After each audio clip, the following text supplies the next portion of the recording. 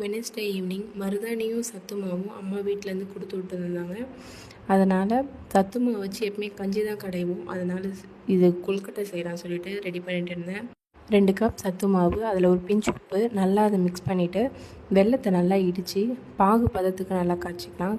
நல்லா திக்காகணும் அப்படின்னு இல்லை, வெல்லம் கரைஞ்சா போதும். அதில் 2 ஏலக்காய் நுணுக்கி போட்டுடலாம். தேங்காய் குட்டி குட்டியாக கட் பண்ணி போட்டிருக்கேன்.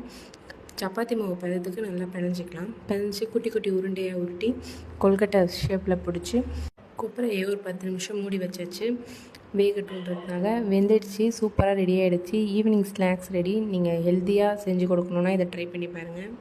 அப்புறம் சரி மருதாணி அரைச்சிடலான்னு சொல்லிட்டு மருதாணி நல்லா வாஷ் பண்ணி சேர்த்துக்கிட்டேன்.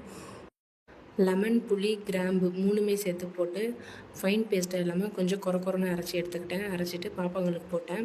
பாப்பாங்க போட்ட உடனே ரொம்ப நேரம்லாம் வச்சுக்கல, உடனே அரைச்சிட்டாளுங்க. அதுக்கே இந்த அளவுக்கு சூப்பராக